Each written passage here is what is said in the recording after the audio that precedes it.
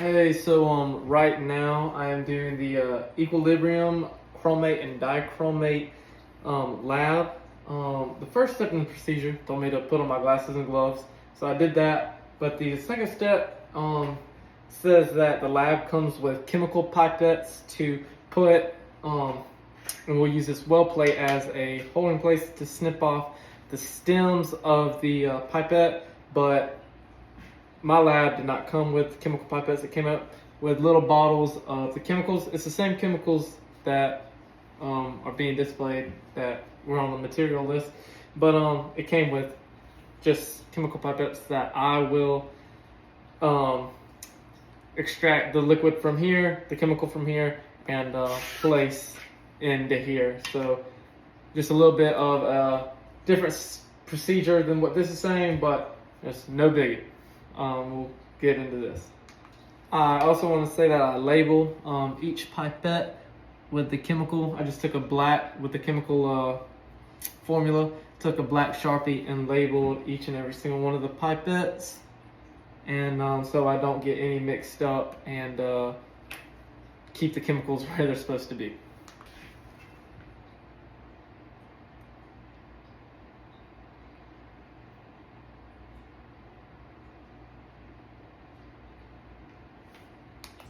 Now I am adding 4 drops of hydrochloric acid to the potassium chromate.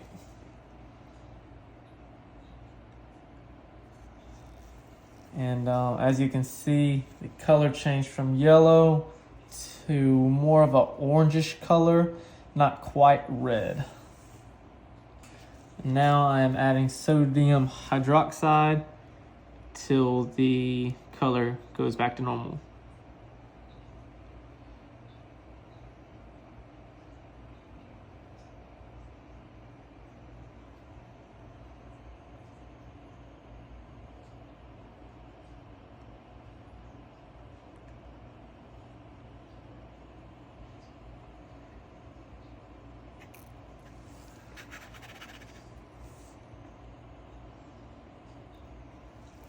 As you can see, it went from orange back to the original yellow color in about 15 drops. Now I'm using this pipette to draw up all the potassium chromate and the HCl into the pipette. We're going to turn it over till all of the liquid is in, and we have the orangish red color. When I added the hydrochloric acid to the potassium chromate, it changed the color to orange, which means that the products are favored and that it shifts to the right. Now I am going to place the mixture in an ice bath or cold bath and keep it in there for 2 to 3 minutes. So after removing the dichromate from the cold bath, it remained orange. It may have gotten a tad bit more orange, which is favored to the products and still shifts right. And yeah. I'm now placing the same pipette of the dichromate into a hot bath, and we'll get back with the observation of the color. Now I am removing it from the hot bath, and it's still orange. You can see a tad bit more yellow in the reaction now if you look at it from this angle. So with that being said, that it is shifting back to the reactant color of yellow.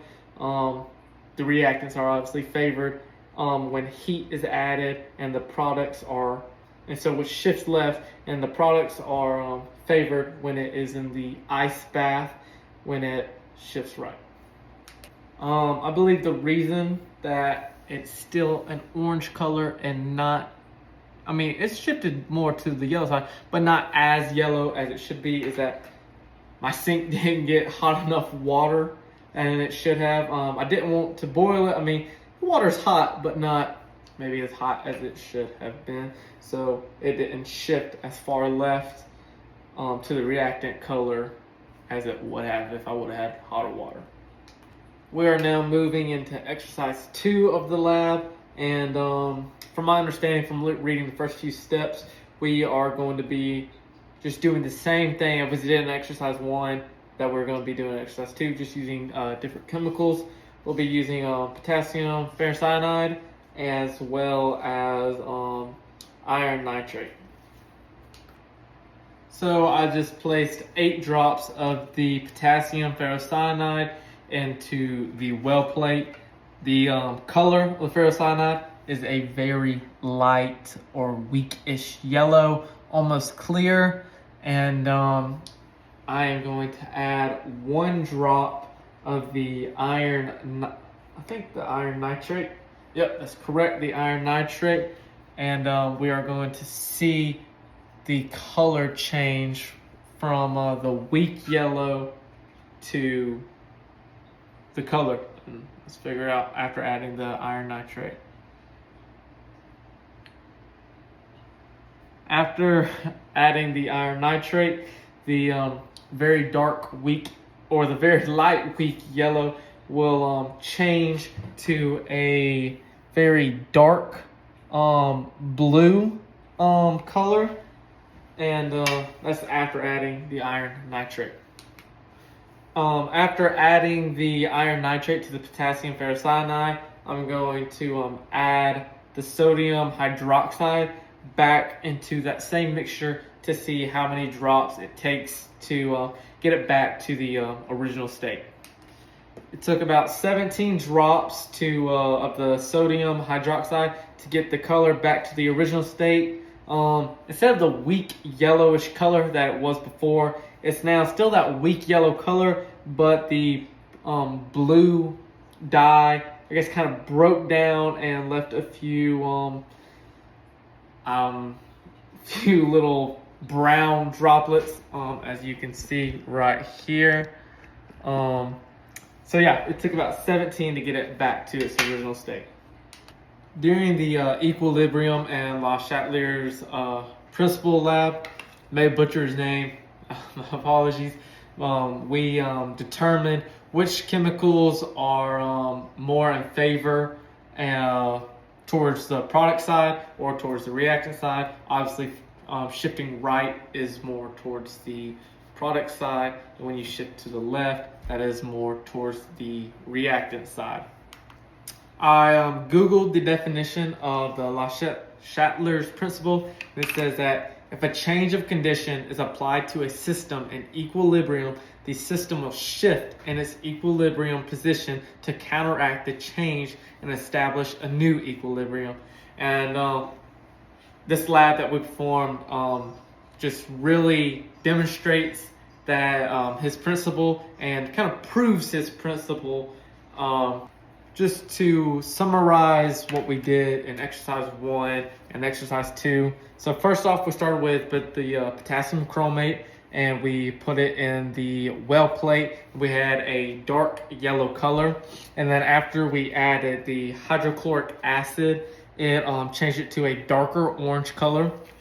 And so then after that, I mixed them together in the pipette, so they were stirred around a little so that they were well mixed, and it turned more to an orange side, which is shifted to the right, and the products were more favored during this. And then we used an ice bath and also a heat bath to determine how temperature will affect which way the equilibrium or the products would shift to the left or to the right towards equilibrium using heat. And when I placed the pipette containing the mixture in the cold bath, it remained orange. It may have gotten a tad bit darker orange, which kind of proves that it is in favor of the products and remained on that side. And then after I removed it from the ice bath, which was in the ice bath about 3 minutes long, I let it sit for a little bit. Then I put it in a cup of hot water, and the color stayed orange, but became lighter orange, and you could see the tint of yellow in the color mixture. And if I had a little bit of hotter water or let it sit a little bit longer, I believe that it would have came all the way back to the original yellow state, and which shifts to the left towards the reactants. And we basically did the same exact thing in exercise 2 minus using the heat and the cold baths, but instead of using the chemicals I just mentioned, we used potassium ferrocyanide and iron nitrate. Potassium ferrocyanide is a very weak yellow color, and the iron nitrate, when added to that very weak yellow color, it turns into a blue, a very dark blue, and which shifts to the right towards the products. But when you add the sodium hydroxide will break down the iron nitrate that was in the potassium ferrocyanide and gets it back to the original weak yellow color that left a few brown grainy bits of chemicals in the mixture. Also in exercise 1, the lab procedure provided us with a table, and it says the increase in temperature of an exothermic reaction will go left, and that's exactly what our reaction did in the in exercise 1. Placed it in the hot water, it went left, and so the color shifted back to the original, which shifts left. So this also proves that it's an exothermic reaction, or vice versa, it shifts to the right to the more oranger color when it is placed in the ice bath, which also proves it's an exothermic reaction. All in all, the lab went very well. We only had 2 minor hiccups. First, the lab manual said that it would provide chemical pipettes. So instead of just a normal pipette with, it should have been a pipette full of that certain chemical. It just provided us with the bottles, and we had to label and draw the chemicals out of the bottles into the pipettes. No big deal. And then, like I mentioned earlier, I could have had a little bit hotter water in the hot bath to have a little bit more of a different reaction, or more of a reaction back to that original yellow state of color. But all in all, great lab, and this lab proved the Chatelier's principle and equilibrium. Also, when doing any type of work for school, I don't like to just do work because it's given to me. I like to understand the reason for the work, and just real world applications that this lab can actually mean, instead of me just checking off the box and going about it. So I researched a little bit of real world applications that this will use, so I'd like to share some of those things with you. So after doing a little bit of research, 2 applications, real world applications, stuck out to me. The first is being carbonated beverages in a can. So the soda is sealed in the can, and the carbon dioxide gas is dissolved under the higher pressure.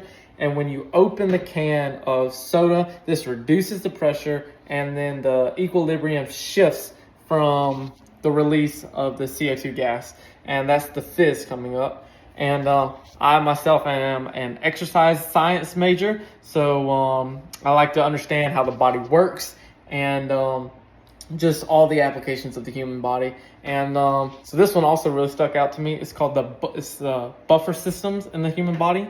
So the bicarbonate buffer system is it maintains your blood pH. And when excess acid is introduced, the system shifts to reduce the H plus concentration, which keeps the pH stable. And this is just very, very important in the human body in life or death. So it's awesome seeing how the same thing that we're just doing in a Gen Chem 2 class can just be applied to the real world.